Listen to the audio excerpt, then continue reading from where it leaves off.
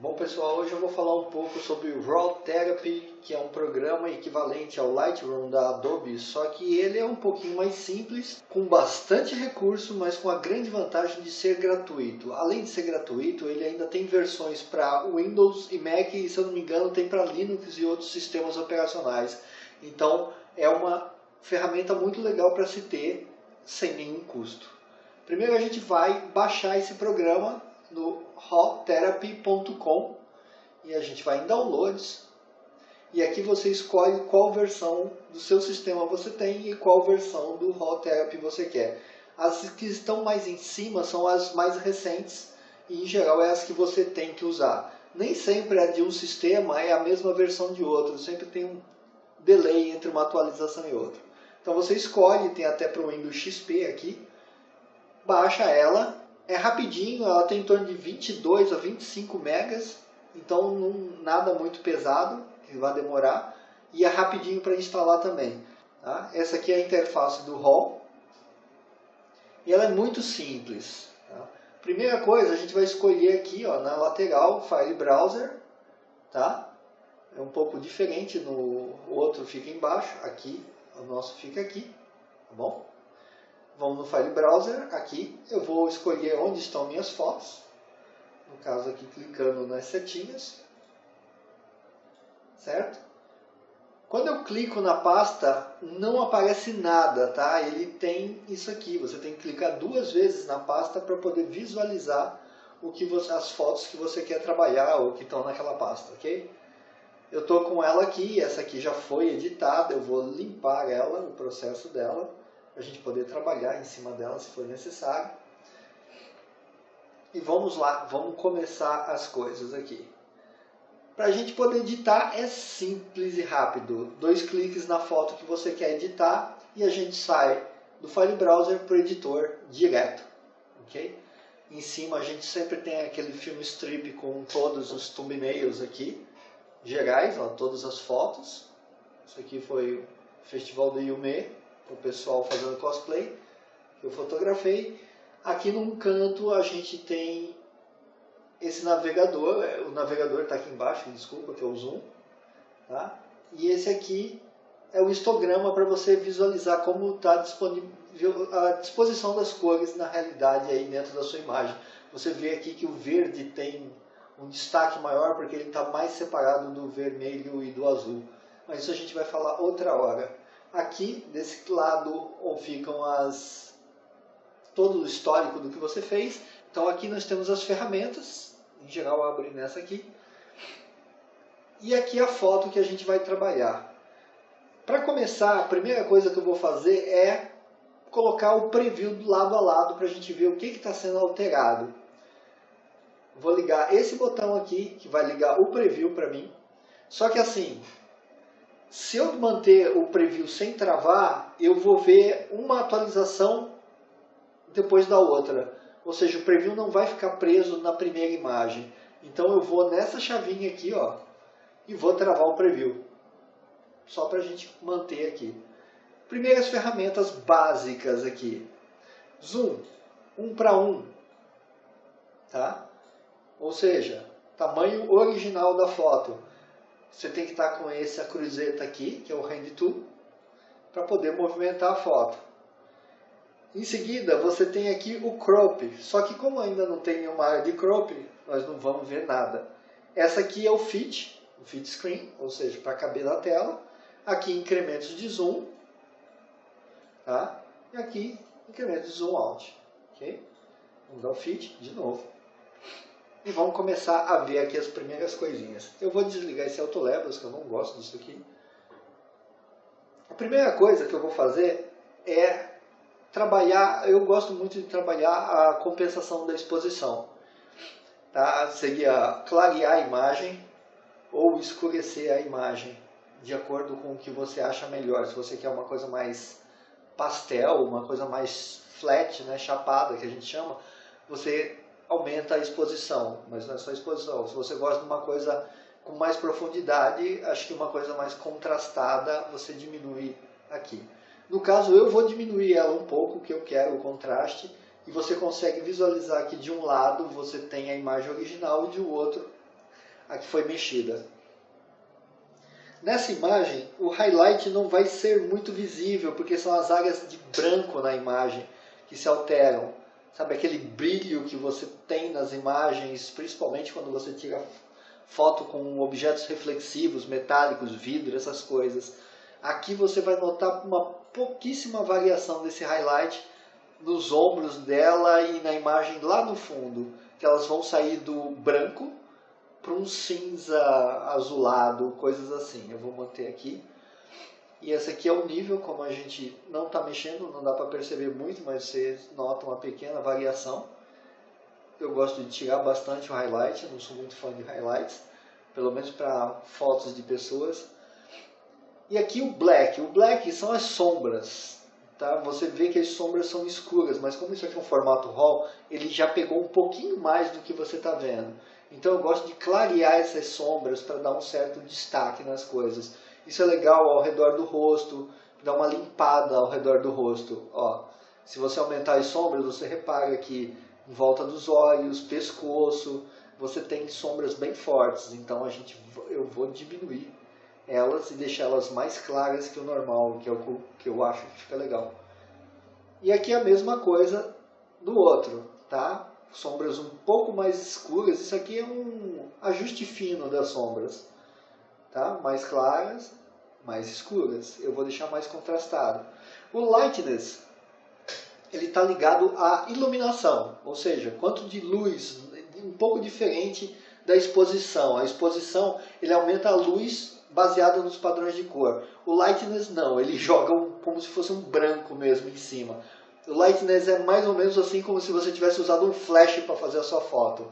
Ou seja, eu não curto muito, mas ó, você pode trabalhar contrastes com ele, mas eu não vou mexer nesse carinha. Eu prefiro trabalhar contrastes com o slider de contraste.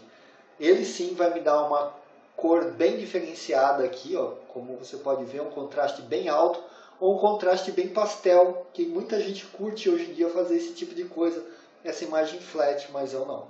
Eu quero mais cores. E a saturação mexe diretamente com a cor. Ou seja, mais saturado, as cores são extremamente fortes, tomar cuidado, que vai afetar pele, principalmente, ó, tá vendo? Bochechas, elas ficaram totalmente vermelhas, então tomar cuidado com isso. E, opa, desfazer, tá? Contraste, mexi errado. Vou diminuir a saturação até um ponto em que a cor não existe. Ou seja, quero fazer uma foto preta e branca simples, é só tirar a saturação. Mas aqui não é o caso, eu vou deixar uma saturação bem legal para dar uma diferença, que aqui você vê bem amarelo e aqui você vê que a cor era mais pálida, certo? Dessa parte nós só vamos ver isso. Vamos passar para o outro, para as outras ferramentas aqui na base da cor. Bom, o white balance, tá, que é o balanço de branco, é uma coisa importante porque muitas câmeras fazem isso automaticamente. Elas julgam que você está usando ou luz do dia, ou uma luz artificial, ou luz de vela, ela tem aquelas regulagenzinhas. Mas aqui a gente pode refazer esse white balance, porque a imagem foi batida em RAW. E isso não importa para a câmera quando você bate a imagem em RAW. Então o que eu vou fazer? Eu vou pegar aqui e vou clicar numa área que eu julgue ser branca. Eu vou usar esse fundo aqui. E você vai notar que tem um ganho. Ah, eu não percebi muita coisa. É fácil. Clica no vermelho para você ver. O que acontece? Clica na pele dela. É quase branca. Clica no cabelo, que é amarelo. Então você vai ver as diferenças. Então acha uma área branca de referência e pronto. Ou seja, você está dizendo, olha, nesse ponto que eu estou clicando, a cor é branca. Então ele consegue balancear a temperatura das outras cores. Ok? O Vibrance está muito ligado a essa diferença de tonalidades, de cores muito vibrantes mesmo, como o próprio nome diz. Então eu curto também usar porque dá uma alegria maior para o fundo. Tipo, os verdes, os vermelhos, amarelos e verdes que tem aqui são muito fortes. Então eu posso deixar eles um pouco mais vivos. Olha como é que cresce a cor. Tá? Só que tem um pequeno problema. Eu posso acabar afetando de novo a pele dela. Então eu vou ligar isso aqui, proteger os tons pastéis, ou skin tones, né, os tons de pele, e vou deslinkar esse cara aqui. Por quê? Porque aí eu posso aumentar um pouco mais essas cores, ó, vibrantes, que são as mais fortes, por exemplo, o verde, o amarelo aqui, e o vermelho que tem lá no fundo, e descer um pouco os pastéis. Os tons pastéis, eles são realmente, em geral, ligados mais à pele. Ok? O próximo passo agora da gente é cortar essa imagem. Apesar que ela tá legal, eu vou fazer um corte diferenciado só para a gente entender como é que funciona. Eu vim aqui para a tela de crop, vou selecionar aqui e vou montar o meu crop aqui. Tá? Fazer um cortezinho básico. O legal de reparar, de prestar atenção nisso no Hall, é o seguinte, aqui você tem as regras. Por exemplo, você pode usar nenhuma, ou seja, para falar a verdade, eu nem vejo o que eu estou cortando. Ou pode usar frame, ou seja, que é só a borda. De repente você é um cara bom assim de olhar e consegue fazer isso no olho. Tem a regra dos terços, que você consegue localizar exatamente o que você quer pôr em foco. Tem a regra das diagonais, que também é muito interessante quando tem muito movimento corporal, braço, então você pode colocar as dobras nessas inclinações. Harmônicos, o grid comum, tá? A regra de ouro, de uma forma que é diferente, você não está vendo a espiral de ouro, mas você vê os pontos importantes. Você vê aqui nesse caso, por exemplo, como a cabeça dela está num triângulo maior, e isso dá um destaque muito grande. A regra de ouro invertida. E o Biometric Passaporte, que é realmente assim, bem aquela coisinha de foto de passaporte. Ó, vou colocar o rostinho dela bem dentro do quadrado maior aqui, para dar um certo destaque, porque vai chamar a atenção. Mas eu gosto mesmo de usar a regra dos terços. Okay? Aqui o que acontece? O crop é feito na hora que exporta a imagem. Então eu não vou ver ele. O que eu vou fazer é assim, ó, eu vou reduzir aqui só para mostrar um detalhe. Lembra que aqui ó, tem esse Fit Crop? Agora se eu clicar, eu só vou visualizar a área que eu vou cortar.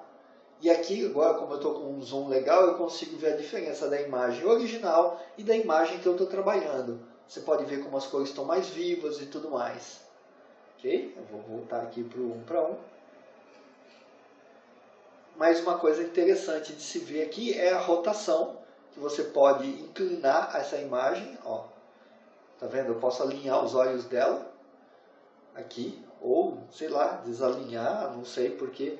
O que acontece? O problema é que quando você rotaciona uma imagem, ela tem que se adaptar ao tamanho da área que você tem. Por isso que ela cresce e ela diminui o tempo inteiro quando você está rotacionando. Porque vai fazer diferença, porque ela tem que ter aquele tamanho.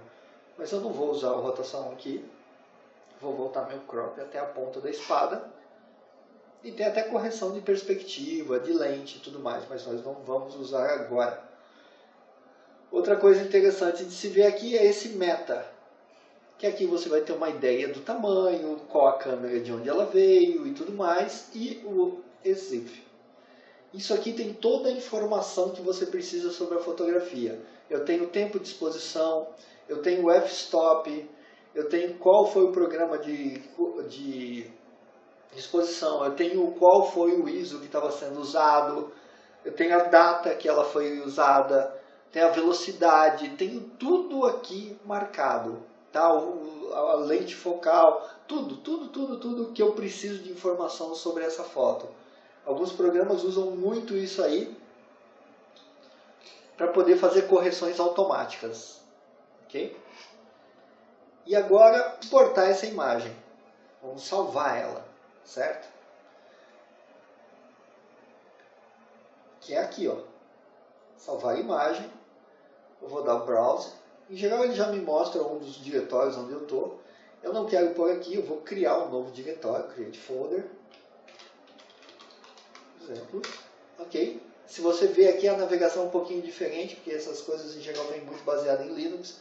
Você vê aqui, ó, barra, fotos, 2015, Yumi, exemplo. Se eu clicar em Yumi, ó, exemplo está aqui.